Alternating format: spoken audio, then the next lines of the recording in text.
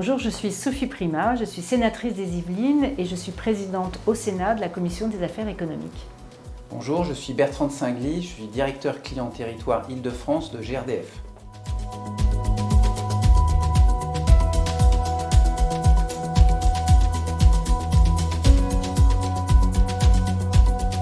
Une des possibilités, bien sûr, c'est de multiplier les sources d'approvisionnement. Nous n'avons pas du gaz qu'en Russie, heureusement. Nous connaissons les sources, par exemple, en Algérie. Nous avons d'autres sources d'approvisionnement de gaz. Il existe des sources d'approvisionnement de gaz qui ne nous plaisent pas beaucoup parce qu'elles sont issues de technologies que nous n'avons pas souhaité avoir sur notre territoire européen, qui sont les gaz issus des gaz de schiste, notamment aux États-Unis. Et puis, il y a bien sûr toute la partie des gaz verts. Et là, c'est structurellement des actions qui sont à poursuivre, à développer, à amplifier, notamment sur le territoire français, et en particulier à partir de la méthanisation. Notre premier levier d'indépendance énergétique, c'est de diminuer les consommations unitaires des clients en offrant la même qualité de service ou le même confort, ou le même pour l'industrie, la même quantité d'énergie délivrée. Et donc ça, ce premier bénéfice, il se fait de quelle façon? Par deux axes. Un premier axe je parle notamment du résidentiel, sur l'isolation des logements. Et puis un deuxième axe, et vous le savez, nous avons des chaudières qui sont en France pas parmi les plus récentes quand on se compare aux autres pays européens.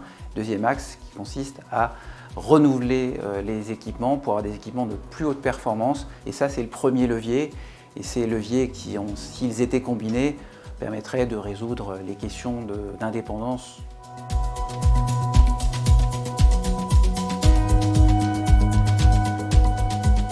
Je pense que cette crise doit nous permettre de réfléchir à comment on accélère en fait la transformation de notre gaz et en particulier en gaz vert, comment on généralise ces installations auprès des agriculteurs. Voilà une diversification qui n'est pas purement agricole au sens de la production agricole, mais qui est une source de revenus pour eux qui est la bienvenue. Donc je pense qu'il faut qu'on se penche maintenant vraiment très rapidement et avec la volonté d'aller très très vite.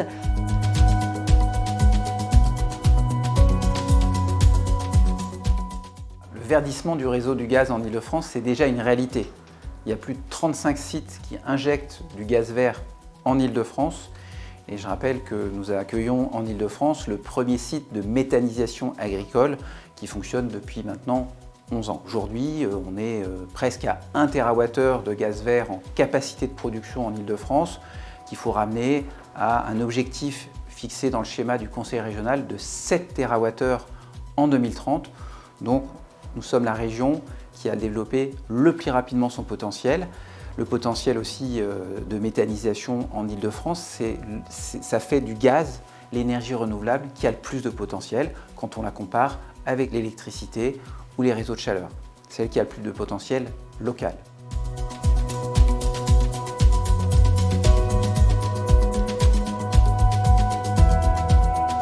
Alors les innovations, on les a déjà commencé à les mettre en place. Le droit à l'injection a été mis en place et c'est ce qui nous permet au quotidien de travailler les maillages, les renforcements, maintenant les compresseurs intelligents au rebours.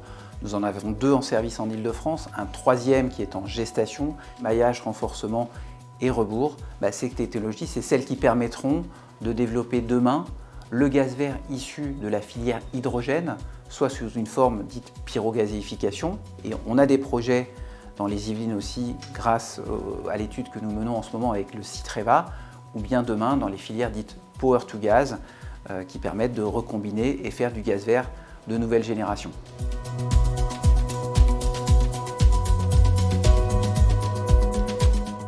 Alors dans le département des Yvelines, nous en sommes encore au début de la méthanisation, mais les projets arrivent, ils sont je crois très divers. Nous en avons 4 dans le département des Yvelines, à partir de stations d'épuration. On aura bientôt des projets purement agricoles.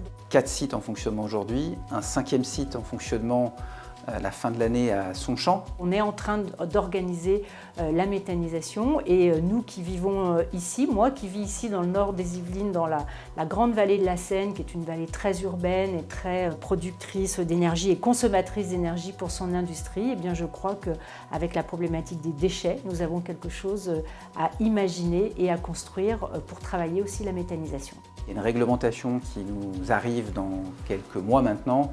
En 2024, le tri des biodéchets sera obligatoire et cet exutoire ou la meilleure façon de valoriser les biodéchets, c'est clairement de les transformer en gaz vert. Et donc là aussi, on est au service de l'ensemble des collectivités locales d'accompagner leurs syndicats de traitement pour trouver, flécher ces déchets pour les transformer au plus près des territoires et avoir du gaz vert dans nos tuyaux et continuer à en avoir de plus en plus vite et d'ici 2030.